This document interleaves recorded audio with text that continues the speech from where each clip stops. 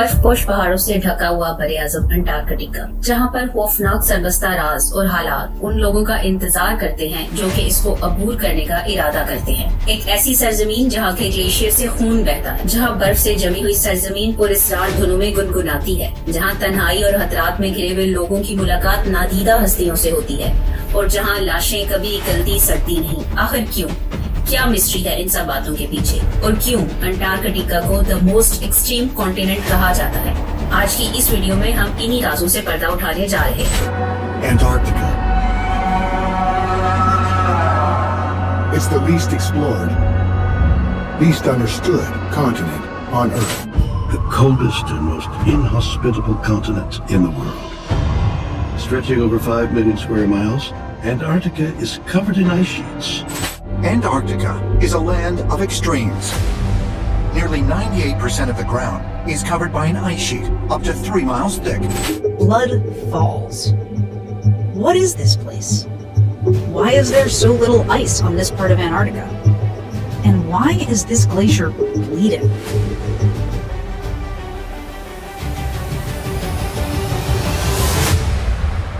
Antarctica दुनिया का southern most और 5वां बड़ा बरे आज़म है। ये तकरीबन 14 मिलियन मुरब्बा किलोमीटर जमीन और बर्फ पर मुहित है। इस बरे आज़म को आमतौर पर कॉन्टिनेंट ऑफ सुपरलेटिव्स के तौर पर भी डिस्क्राइब किया जाता है, यानी ये हाईएस्ट, ड्राइएस्ट, विंडीएस्ट, कोल्डेस्ट और आइसीएस्ट कॉन्टिनेंट है। यहाँ का एवरेज टेम्परेचर -49 डिग्री सेल्सियस है, लेकिन ये -89 डिग्री सेल्सियस तक गिर सकता है। -89 डिग्री सेल्सियस की शिद्दत का अंदाजा आप यूँ लगा सकते हैं कि इस दर्जा हरारत पर ज्यादातर धातुएं टूट का शिकार हो जाती हैं और बहुत आसानी से बिखर जाती हैं। सांस लेते वक्त गले और फेफड़ों में शदीद दर्द होता है और आंखें और नाक की नमी जम कर रह जाती है। यहाँ सालाना बारिश सिर्फ 200 मिलीमीटर है, जो कि कुछ सहराओं से भी कम है। इस बरे आज़म में हवा की रफ्तार 320 किलोमीटर फी घंटा तक पहुँच सकती है।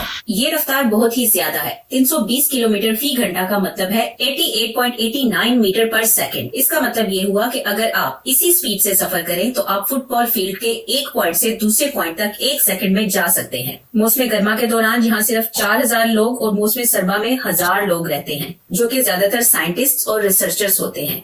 और ये लोग अंटार्कटिका के माहौल और जंगली हयात के मुख्तलिफ पहलुओं का मुताला करने वहाँ जाते हैं। इन्हीं रिसर्चर्स में से एक ऑस्ट्रेलियन जियोलॉजिस्ट ग्रिफिथ टेलर था, जो कि एक बहादुर और क्यूरियस एक्सप्लोरर था। टेलर ने 1910 में अंटार्कटिका की एक्सप्लोरेशन के लिए टेरा नोवा नामी एक मुहिम को ज्वाइन किया, जिसको रॉबर्ट एफ स्कॉट लीड कर रहे थे। इस मुहिम में 5 लोग शामिल थे। कोई नहीं जानता था कि ये सफर, जो कि 1910 से 1913 तक जारी रहा, दुनिया के सामने एक बहुत ही हैरानकुन मिस्ट्री लाने वाला था। 1911 में इस मुहिम के दौरान एक दिन किसी ग्लेशियर के पास से गुजरते हुए टेलर को एक ऐसा मंजर दिखाई दिया जिसने खौफ और हैरत से उसके रोंगटे खड़े कर दिए। इस ग्लेशियर से सुर्ख रंग की एक आबशार बहती हुई चली आ रही थी।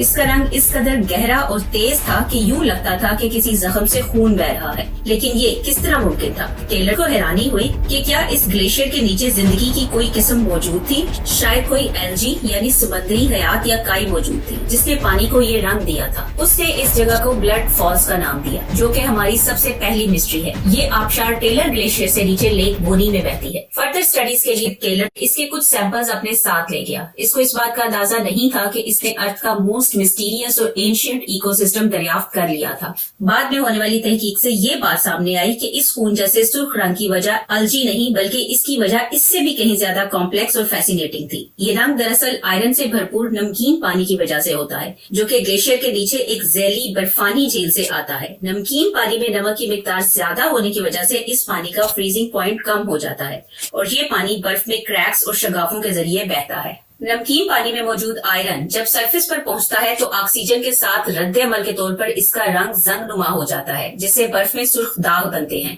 इस तरह से इब्तदाई तौर पर रिसर्चर्स को खौफ में मुब्तला करने वाली ये ब्लड फॉल्स की मिस्ट्री माहिरीन फल्कियात और सैयारों के साइंसदान के लिए भी दिलचस्पी का मुकाम बन गई, जो उसे दूसरे सैयारों पर मुमकिना जिंदगी की मौजूदगी से मुशाबे करार देते हैं। इस जैली बर्फानी झील में, जहाँ से ये आयरन से भरपूर नमकीन पानी निकलता है, ऐसी माइक्रोबियल कम्युनिटी यानी कि टाइनी लिविंग थिंग्स मौजूद हैं, जो कि अंधेरे, सर्दी और ऑक्सीजन फ्री एनवायरनमेंट में सरवाइव करती हैं और आयरन और सल्फर को एनर्जी सोर्सेज के तौर पर यूज करती हैं। ये जरसूमे इस बात को समझने में हमारी हेल्प कर सकते हैं कि कैसे जिंदगी उन दूसरे सैयारों पर मुमकिन होगी जो कि ऐसे ही कोल्ड और डार्क हैं। नाजरीन, तस्वीर तसव्वुर कीजिए कि आप अंटार्कटिका के इसी कोल्ड एनवायरनमेंट में कैंपिंग कर रहे हैं, जहां मौसम सर्मा में सूरज कभी गरूब नहीं होता और हवा कभी नहीं रुकती। आप गर्म कपड़ों में ढके हुए स्लीपिंग बैग में घुसकर खुद को वार्म और कंफर्टेबल रखने की कोशिश कर रहे हैं। आप सोने ही वाले हैं कि अचानक आपको एक अजीब सी आवाज सुनाई देती है।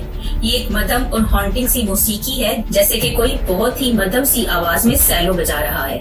आपको हैरानी होती है कि क्या आप ख्वाब देख रहे हैं या फिर आपने जिंदगी की एक नई किस्म दरियाफ्त कर ली है। लेकिन हकीकतन ये एक नेचुरल वंडर और हमारी दूसरी मिस्ट्री है, जिसको सिंगिंग आइस के नाम से जाना जाता है। ये सिंगिंग आइस असल में आइस शेल्फ की आवाज है। ये बर्फ की वो थिक लेयर होती है जो कि ओशन के ऊपर फ्लोट करती है। इस आइस शेल्फ के ऊपर बम्प्स और रिजेस यानी कि लहरें और शिकनें बनी होती हैं, जिन्हें सस्तरूगी कहा जाता है। ये उस विंड की वजह से शेप पाती हैं जो कि उनके ऊपर चलती है, और इसी तेज हवा की वजह से ये वाइब्रेट भी होती हैं। ये वाइब्रेशन एक आवाज पैदा करती है जो कि आइस और एयर के दरमियान सफर करती है। इस आवाज को साइस्मिक सेंसर्स सुन सकते हैं। ये आवाज वेदर और सीजन के लिहाज से तब्दील होती रहती है और एक हार्मनी में मुख्तलिफ किस्म की धुनें क्रिएट करती है। ये आवाज आइस शेल्फ पे होने वाली तब्दीलियों को समझने के लिए साइंसदानों की मदद कर सकती है। ये आइस शेल्फ्स बहुत अहम होते हैं क्योंकि ये ग्लेशियर्स को जमीन से समंदर में जाने से रोकते हैं। अगर ये आइस शेल्फ मेल्ट हो जाएं या टूट जाएं तो ग्लेशियर्स की रफ्तार तेज हो जाएगी और सतह समंदर बढ़ जाएगी। इस साउंड को सुनकर साइंटिस्ट ये अंदाजा लगा सकते हैं कि ये आइस शेल्फ स्टेबल है या नहीं। लेकिन सिंगिंग आइस की मिस्ट्री से भी ज्यादा दिलचस्प है हमारी अगली कहानी, जो कि इस वीडियो की तीसरी मिस्ट्री बयान करती है। ये कहानी है अर्नेस्ट शेकल्टन की, जो कि एक बहादुर और एडवेंचरस एक्सप्लोरर था। वो और उसका क्रू 27 अगस्त 1914 को एंड्योरेंस नामी शिप में अंटार्कटिका के सफर पर रवाना हुए। 1915 के आगाज में उनका शिप बर्फ में फंस के रह गया और 10 माह के बाद डूब गया। शेकल्टन और उसका क्रू बहुत पहले ही इस शिप को छोड़ चुके थे और इंतहाई मुश्किल हालात में फ्लोटिंग आइस पर गुजारा कर रहे थे। अप्रैल 1916 में वो 3 छोटी कश्तियों में मदद ढूंढने के लिए रवाना हुए और बिल आखिर एलिफेंट आइलैंड पर पहुंचे। शेकल्टन अपने 5 क्रू मेंबर्स को लेकर एक छोटी सी कश्ती में फिर से मदद ढूंढने निकला। इस छोटी सी कश्ती में इन 6 आदमियों ने 16 दिन गुजारे और 1300 किलोमीटर समंदर का हिस्सा उबूर करके बिलाहर साउथ जॉर्जिया पहुंचे। इससे आगे उन्हें वेलिंग स्टेशन पहुंचने के लिए कई बर्फानी पहाड़ों को पैदल चलते हुए क्रॉस करना था और इनमें से 3 ही आदमी ये काम करने की हिम्मत कर पाए, शेकल्टन, वॉर्सले और क्रीन। उन्होंने बाकियों को पीछे छोड़ा और मदद लेकर वापस आने का वादा किया। बगैर इजाफी कपड़ों, शेल्टर, खाने और नक्शे के उन्हें 36 घंटों तक बर्फानी मौसम में पैदल चलना पड़ा और बहुत से ऐसे खतरात उनके सामने आए कि उन्हें लगा कि वो किसी भी वक्त मर सकते थे। लेकिन वो इस सफर में अकेले नहीं थे। इन तीनों ने एक नादीदा चौथे शख्स की मौजूदगी को महसूस किया, जो कि उनकी मदद कर रहा था, उनको कंफर्ट कर रहा था, उनको आगे बढ़ने का हौसला दे रहा था और उनको हिम्मत हारने नहीं दे रहा था। अर्नेस्ट शेकल्टन ने 1919 में शाया होने वाली अपनी किताब साउथ में इस चौथे शख्स का जिक्र किया है, एक अनदेखा कंपेनियन, दोस्त और साथी जिसने उन्हें इस सफर के दौरान ज्वाइन किया। शेकल्टन लिखता है कि साउथ जॉर्जिया के बेनाम पहाड़ों और ग्लेशियर्स पर एक लंबे और थका देने वाले सफर के दौरान मुझे ऐसा लगता था कि हम 3 नहीं बल्कि 4 हैं, और यही है हमारी third mystery, third man factor. Third man factor की ये टर्म जॉन गाइडर की 2008 में शाया होने वाली किताब थर्ड मैन फैक्टर से पॉपुलर हुई। इस किताब में दर्जनों ऐसे लोगों का जिक्र मौजूद है जिन्होंने बदतरीन हालात पर काबू पाने के लिए या सरवाइव करने के लिए एक अनदेखे साथी की मौजूदगी का जिक्र किया।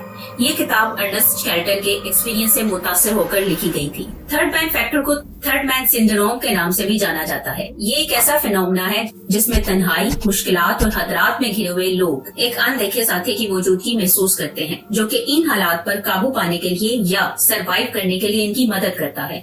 अंटार्कटिका में जाने वाले कुछ एक्सप्लोरर्स, क्लाइंबर्स और सेलर्स जो कि वहाँ तन्हाई और खतरात में घिर गए, वो भी ऐसे ही नादीदा साथी की मौजूदगी का जिक्र करते रहे हैं, जो कि उनकी मदद करने के लिए उनके साथ रहा। कुछ लोगों का ख्याल है कि ये उनका गार्डियन एंजल था या कोई स्पिरिट या फिर हेलुसिनेशन। कुछ साइंसदानों का ख्याल है कि ये साथी कोई साइकोलॉजिकल या न्यूरोलॉजिकल मैकेनिज्म है जो कि तन्हाई या स्ट्रेस के रिस्पॉन्स में एक्टिवेट हो जाता है। और बिल्कुल यही हुआ अर्नेस्ट के साथ। वो कहता है कि मुझे अक्सर ऐसा लगता था कि हम 3 नहीं बल्कि 4 हैं।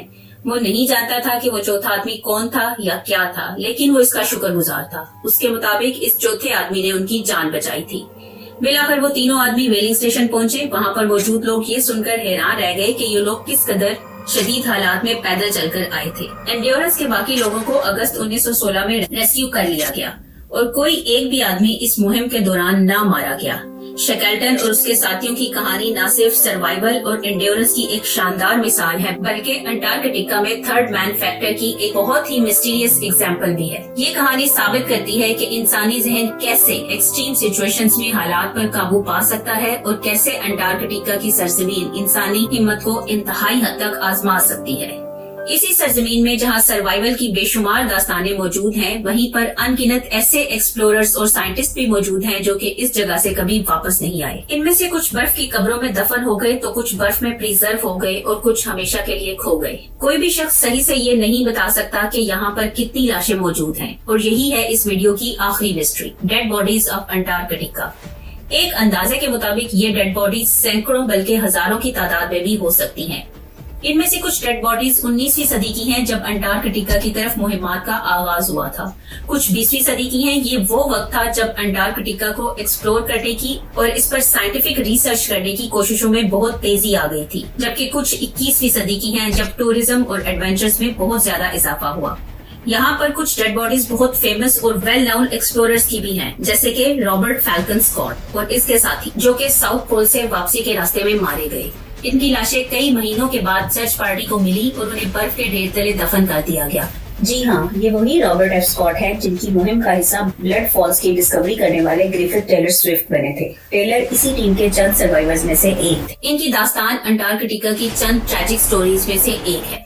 इसी तरह कुछ डेड बॉडीज ऐसी हैं जो कि मिस्टीरियस और अननाउन है, जैसा कि एक चिलियन हाथून जिसकी खोपड़ी और हड्डियां 1980 में लिविंगस्टोन आइलैंड में पाई गयी।